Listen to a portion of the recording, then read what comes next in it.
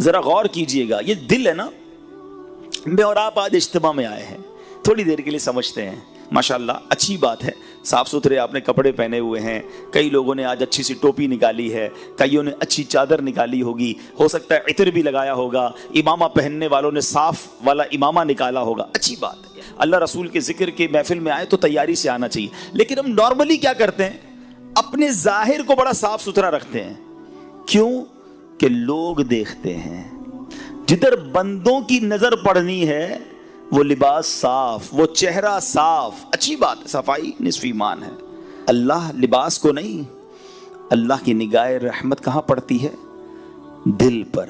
نبی پاک فرماتے ہیں ان اللہ لا ينظر الى صورکم واموالکم، اللہ تمہارے چہروں پر، تمہارے مالوں پر نظر نہیں فرماتا، کدھر فرماتا ہے؟ وَلَكِنْ يَنْظُرُوا إِلَىٰ قُلُوبِكُمْ وَأَعْمَالِكُمْ، اللہ تمہارے دلوں اور تمہارے اعمال پر نظر فرماتا ہے۔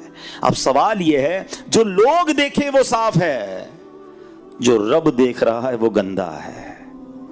سوچو کدھر زیادہ صفائی کی ضرورت تھی، لباس کی یا دل کی؟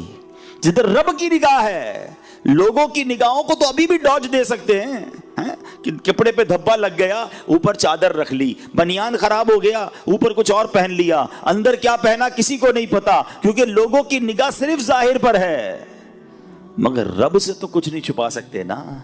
دل میں جو چھوٹی چھوٹی برائی، چھوٹی چھوٹی گندگی بھی چھپا رکھی ہے، وہ رب جانتا ہے، وہ علیم ہے، وہ خبیر ہے۔ مگر پرابلم یہ ہے کہ آج ہم صبح سے شام تک دل صاف، کپڑے صاف، چہرہ صاف، کسی کے باتھ روم میں جاؤ تو کتنی ساری تو کریمیں رکھی ہوتی ہیں، چہرہ صاف کرنے کی الگ ہے، تو ہاتھ صاف کرنے کی الگ ہے، تو دانت صاف کرنے کا الگ حساب ہے۔ ٹھیک ہے، میں نہیں کہتا صفائی نہیں کرنی چاہیے، مگر اتنا خیال ہے کہ یار لوگ دیکھیں تو میں ستھرا صاف نظر آؤں، جس خالق نے تمہیں بنایا ہے وہ بھی تو دیکھ رہا ہے تمہیں۔ دل کا کیا حال ہے؟ کیا چھپا رکھا ہے؟ تکبر اندر چھپا رکھا ہے، غیبت اندر رکھی ہے، حسد اندر رکھا ہے، لوگوں کے لیے برے خیالات اندر رکھے ہیں، گندے گندے پلان اندر رکھے ہیں، دشمنیاں اندر رکھی ہیں، پھر کہتے ہو اللہ مجھ سے راضی ہو جائے۔ وہ دیکھ رہا ہے کہ تمہارے دل میں کیا ہے۔ نماز بھی پڑھتے ہو تو اس لیے کہ لوگ نمازی سمجھیں، لوگ تو سمجھ لیں گے نمازی، رب جانتا ہے نیت کدھر کی ہے۔ صدقہ خیرات اس لیے دیا کہ لوگ سخی سمجھے، لوگوں نے تو دیکھا کہ میرے ہاتھ سے پیسہ نکلا، غریب کو ملا، تصویر بھی کھنچ گئی۔ اللہ جانتا ہے کہ نیت کدھر کی ہے، اللہ کی رضا تھی یا لوگوں کو دکھانا تھا، اس سے نہیں چھپا سکتے، اسے کوئی ڈوج نہیں دے سکتا۔ یاد رکھنا، وہاں نہیں بات بنانے کی مجال، اعلیٰ حضرت کہتے ہیں وہاں نہیں بات بنانے کی مجال، چارہ اقرار ہے، کیا ہونا ہے ماننا ہی پڑے گا۔ ہاں مولا کیا تھا، میں نے دکھاوا کیا تھا، میں نے تکبر کیا تھا، میں نے بغض کیا تھا، میں نے دشمنی رکھی تھی، میں نے لوگوں کے لیے سب کیا تھا۔ ادھر نہیں بچ سکو گے، خدا را بات کو سمجھو، اپنا دل صاف کرو۔ اور دل میں جس بیماری کا آج میں ذکر کرنے آیا ہوں یہ بہت خطرناک ہے، اس نے ہماری محبتیں ختم کر دی، ہماری رشتہ داریاں ختم کر دی، ہماری دوستیاں ختم کر دی۔ ساتھ بیٹھتے ہیں، کھانا بھی ساتھ کھاتے ہیں، ایک ہی گھر میں رہتے ہیں، مگر دل میں ایک دوسرے کے لیے کینہ ہے۔ اچھا ملیں گے بھی مسکرا کر، ماشاءاللہ کیسے ہیں، ٹھیک ہے، سب خیر ہے، دل ہی دل میں ہو رہا ہوگا تباہ ہو جائے یہ بندہ۔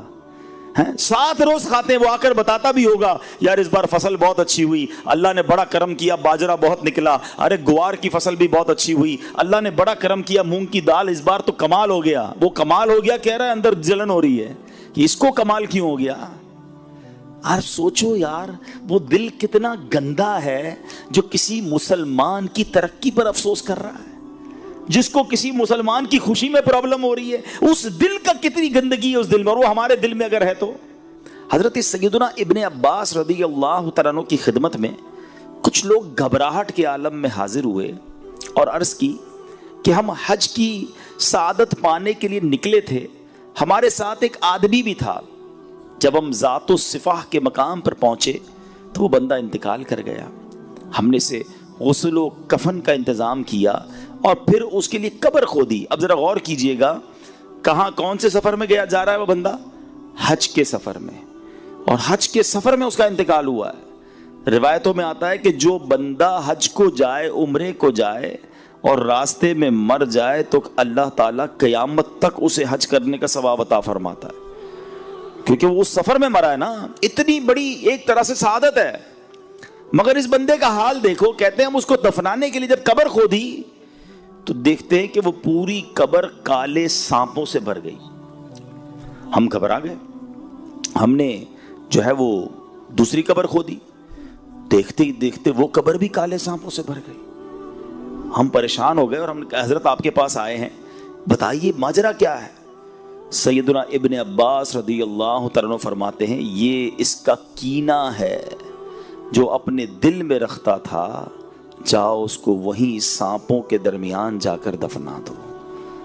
آپ ذرا غور کیجئے پیارے اسلامی بھائیوں کہ حج کا مسافر ہے مگر قبر میں سانپ آ گئے. وجہ کہ اس کے دل میں کینہ تھا، مسلمانوں کے لیے بغض تھا، لوگوں کے لیے برے خیالات تھے.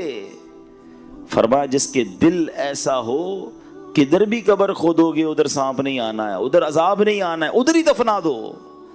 اے پیارے اسلامی بھائیوں ذرا غور کیجئے. میں آج جس بیماری کے بارے میں، جس پرابلم کے بارے میں ذکر کرنے آیا ہوں، سمجھانے آیا ہوں، خود بھی سمجھنے آیا ہوں، وہ ہے کینہ، بغض. میں اس کی تعریف بھی بیان کروں گا کہ کینہ کہتے کس کو ہے. اور ہو سکتا ہے کہ ابھی تک تو کسی کو سمجھ ہی نہ آیا ہو کہ کینہ کیا ہے، یا پھر کینہ میں تو نہیں کرتا. تو ذرا سنیے گا. اب پہلے تو کینہ جو ہے اس کی تعریف تھوڑی دیر بعد بیان کرتا ہوں. ایک طرف آپ نے اس بیمار یا اس پرابلم میں جو شخص مبتلا ہے اس کا عذاب سن لیا. اب آؤ دوسری طرف انعام بھی سن لو. ایک بار پیارے آقا علیہ الصلوۃ والسلام نے، صحابہ کرام موجود تھے، سیدنا انس رضی اللہ تعالیٰ عنہ اس حدیث کے راوی ہیں، کہتے ہیں کہ نبی پاک علیہ الصلوۃ والسلام نے فرمایا کہ یطلع علیکم الآن من هذا الفج رجل من اہل الجنہ. آقا فرماتے ہیں کہ ابھی تمہارے پاس اس راستے سے ایک جنتی آدمی آئے گا. اب ذرا غور کریں کہ صحابہ کرام کتنا دلچسپی کا اظہار کیا ہوگا. سارے کیوریس ہو گئے ہوں گے کہ دیکھے تو صحیح کون آ رہا ہے. نبی پاک نے پہلے ہی بتا دیا کہ اس دروازے سے اب ایک جنتی آدمی نے آنا ہے. سارے صحابہ دروازے کی طرف دیکھ رہے ہیں. اب ایک انصاری صحابی آئے، بہت بڑا ان کا نام بھی نہیں تھا، ان کی داڑھی کے بال وضو سے تر تھے، بائیں ہاتھ میں جوتیاں اٹھا رکھی تھی، بڑا نارمل سا بندہ تھا. دوسرے دن نبی پاک علیہ السلام نے فرمایا کہ ابھی اس دروازے سے ایک جنتی شخص آئے گا. بالکل نبی پاک نے فرمایا تھوڑی دیر بعد وہی بندہ دوبارہ آیا. تیسرے دن آقا نے فرمایا اس دروازے سے جنتی بندہ آئے گا. تیسرے دن بھی وہی شخص داخل ہوا. اب حضرت عبداللہ بن عمر رضی اللہ تعالیٰ فرماتے ہیں کہ میں اس انصاری صحابی کے پاس گیا. میں نے کہا اب معلوم تو کروں عمل کیسا ہے. آقا 3 دن سے فرما رہے جنتی بندہ آئے گا، تینوں بار یہی آیا، ایسا کیا کرتا ہے. اچھا اب کمال دیکھو، حضرت عبداللہ بن عمر انصاری نے کیا کیا. کہتے حضور مجھے آپ کا مہمان بننا ہے، کیا آپ میری مہمان نوازی کریں گے؟ انہوں نے کہا ٹھیک ہے آ جائیں، میرے گھر آ جائیں. کیوں گھر جانا تھا؟